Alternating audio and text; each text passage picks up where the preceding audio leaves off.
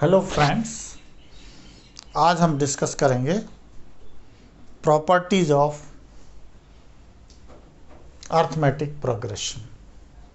First property मैंने लिख दी है, if a constant is added to each term of an AP the resultant sequence will also an AP. AP के हर term में एक कांस्टेंट अगर ऐड कर दिया जाए तो रिजल्टेंट जो सीक्वेंस होगी वो भी एपी में होगी। तो जैसे a1 प्लस के, a2 प्लस के, a3 प्लस के and so on an plus के क्या है? कांस्टेंट है। तो आप चेक कर सकते हैं, किसी भी टर्म से उससे पहले वाला टर्म माइनस करेंगे, के कैंसिल हो जाएगा और जो डी पहले था वही रहेगा। तो आप कह सकते हैं कि अगर ओरिजिनल एपी का कॉमन डिफरेंस डी था तो ये जो सीक्वेंस है this is also an AP with same common difference, with common difference is equal to D। अगर मान लीजिए प्रॉपर्टी नंबर 1 में if a constant is added की जगह सब्ट्रैक्टेड हो तो क्या होगा? Subtracted, if a constant is subtracted to each term from each term of an AP, the resultant sequence will also an AP। अगर आप माइनस कर देते हैं, के कांस्टेंट है, तो ये जो रिजल्टेंट सीक्वेंस होगी वो भी AP में होगी और कॉमन डिफरेंस भी वही होगा।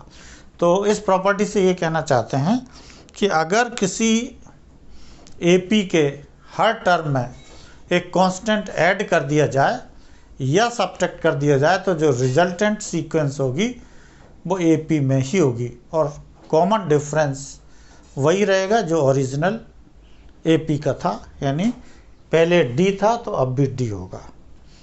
Property number 2, property number 2 says that if to each term,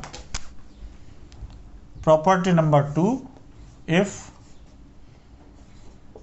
to each term of an AP is multiplied or divided by a constant, तब क्या होगा? AP है हमारी वही A1, A2, A3 and so on up to AN, और इसका common ये AP है और कॉमन डिफरेंस क्या है इसका? हमने ले लिया कि ये डी है। अब इसके हर टर्म को एक कांस्टेंट से मल्टीप्लाई करके देखें तो ये हो जाएगा, जो नई सीक्वेंस बनेगी K1, K2, K3 and so on KAN। K क्या है? Non zero constant. ये ध्यान रखना कि के नॉन जीरो कांस्टेंट है, जीरो होगा तो सारे टर्म्स ही खत्म हो जाएंगे। तो ये जो न्यू सीक्वेंस है this is also an AP, ये एपी में ही रहेगी लेकिन इसका कॉमन डिफरेंस बदल जाएगा, वो ये होगा, वो के डी हो जाएगा। पहले अगर डी था तो अब के डी हो जाएगा।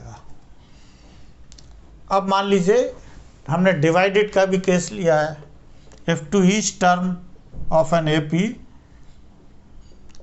It is divided by a constant k, तब क्या होगा?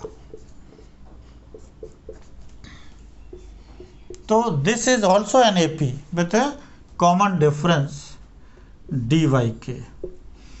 तो यहाँ से ये रिजल्ट निकल रहा है कि अगर किसी एपी के हर टर्म को किसी कांस्टेंट से मल्टीप्लाई या डिवाइड कर दिया जाए तो रिजल्टेंट जो सीक्वेंस बनेगी वो भी AP में होगी।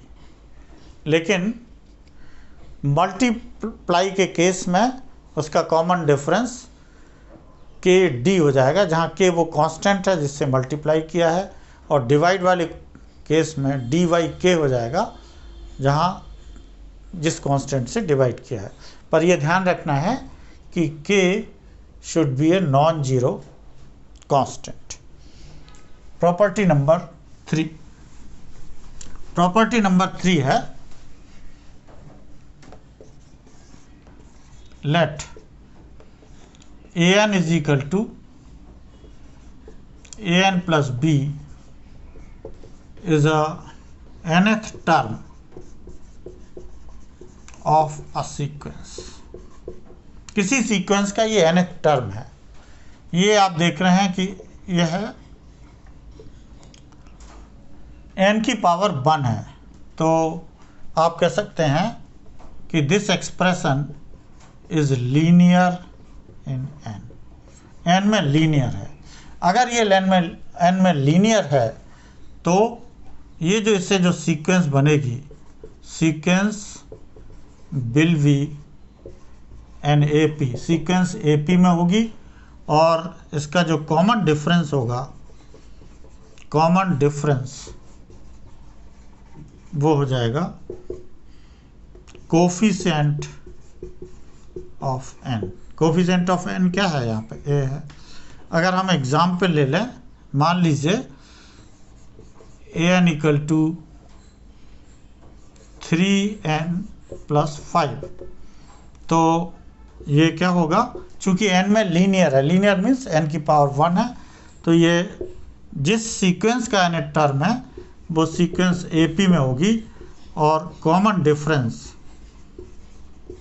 डिफरेंस हो जाएगा 3, n का कोफिशिएंट ऑफ n। यहाँ पे कोफिशिएंट ऑफ n a था, यहाँ पे कोफिशिएंट ऑफ n 3। इसलिए इसे क्या हुआ कि अगर nth टर्म दिया है तो आपको फर्दर कैलकुलेट करने की ज़रूरत नहीं है, डायरेक्ट देखकर बता सकते हैं कि कॉमन डिफरेंस क्या होगा।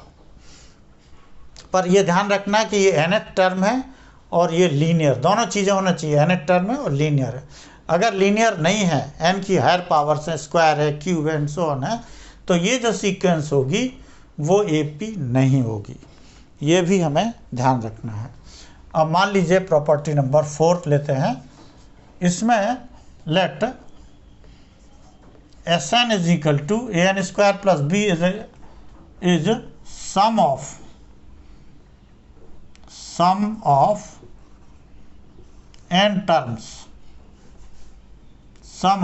n terms of a sequence। तो ये क्या है? क्वाड्रेटिक है इन n, क्वाड्रेटिक इन n। तो सीक्वेंस, जिस सीक्वेंस का ये सम है वो AP में ही होगी, लेकिन अब की बार कॉमन डिफरेंस होगा 2 into coefficient of n square, यानी इस केस में n स्क्वायर का कोफिशिएंट a है तो ये 2a होगा। जैसे हमने एग्जाम्पल ले लिया, मान लीजिए 7n स्क्वायर प्लस 11, तो ये AP होगी जिसका सम ये दिया है, और कॉमन डिफरेंस होगा 2 into coefficient of n square, that is 2 into 14। इसको फिर से समझ लीजिए, this is also a very important result. अगर किसी सीक्वेंस के सम ऑफ n टर्म्स, ये ध्यान रखना, सम ऑफ n टर्म्स क्वाड्रेटिक है, माने n की पावर 2 है, पावर 3 4 नहीं। अगर हायर पावर से है तो ये सीक्वेंस AP में नहीं होगी। सम अगर n स्क्वायर में है यानी क्वाड्रेटिक है तो ये सीक्वेंस AP होगी। पहली चीज़ आप डायरेक्ट लिख सकते हैं। कॉमन डिफरेंस क्या होगा? n स्क्वायर का जो कोफिशिएंट है उसका डबल होगा। और एक हमने एग्जाम्पल ले लिया, तो ये इसमें हमने बताया है कि ये AP है, जिसका ये सम है जिस सीक्वेंस का वो AP है, और कॉमन डिफरेंस इसका 14 आएगा। साथ ही साथ अगर इससे ये पूछा जाए कि ये जिसका सम दिया है उसका nth टर्म निकालिए, तो उसके लिए ये फॉर्मूला है an is equal to Sn minus Sn minus 1। Sn तो दिया है, एस एन माइनस वन क्या होगा, एन की जगह एन माइनस वन लिख दीजिए। फिर आप इनका डिफरेंस निकाल लीजिए। डिफरेंस कैलकुलेट करके आप देखेंगे जो भी वैल्यू आएगी वो ए एन की होगी।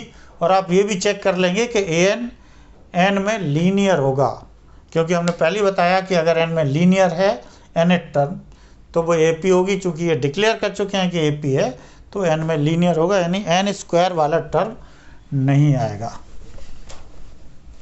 फिफ्थ प्रॉपर्टी है, मान लीजिए ये सीक्वेंस है। अब पहले हम लिख लें सम ऑफ टर्म्स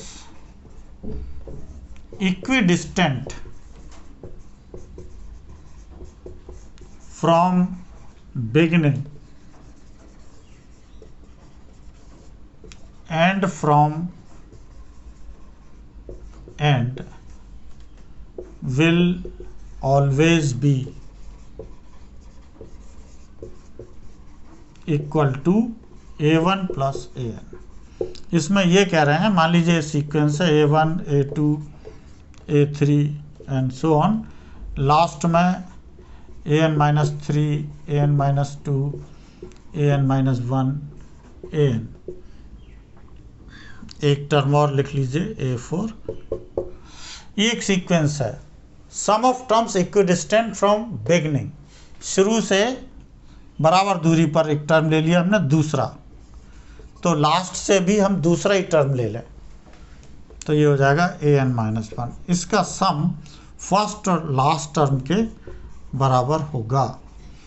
मान लीजिए शुरू से हम तीसरा टर्म ले लें तो आखिरी से भी तीसरा लीजिए 1 2 3 ए एन माइनस 2, तो ये भी वही होगा फर्स्ट एंड लास्ट टर्म का सम। एक और एग्जांपल है, शुरू से पहला दूसरा तीसरा चौथा, तो लास्ट से भी फोर्थ लीजिए 1 2 3 4 ए एन माइनस 3, तब भी ये फर्स्ट टर्म और लास्ट टर्म का सम होगा। आप चाहें तो इसको प्रूव कर सकते हैं। जैसे मानो एक एग्जांपल ले लें, हम ले लेते हैं 2 5 8 11 14 17 20 23 26। फर्स्ट टर्म इसका 2 है, लास्ट टर्म है 26। तो शुरू से दूसरा टर्म, पहले तो ये देख लीजिए फर्स्ट और लास्ट का सम कितना आ रहा है, 2 + 26 28। अब बराबर दूरी पर जो टर्म्स हैं उनका सम भी इतने जाना चाहिए। दूसरा टर्म लिया तो आखिरी से भी दूसरे ले लीजिए 23। तीसरा टर्म लिया तो आखिरी से भी तीसरे लीजिए, पहला दूसरा तीसरा, तब भी 28 आएगा। चौथा लीजिए 1 2 3 4 11, आखिरी से भी चौथा लीजिए 1 2 3 4 17। तो ये रिजल्ट प्रूव हो गया। So this is also a very important result. ये पांचों प्रॉपर्टीज़ बहुत काम की हैं, मल्टीपल चॉइस टाइप क्वेश्चंस में काम आएंगी। इनका प्रूफ अगर आप चाहेंगे तो वो भी हम दे देंगे। अगर आपको ये वीडियो पसंद आया है तो लाइक और सब्सक्राइब ज़रूर करिए। Thank you very much.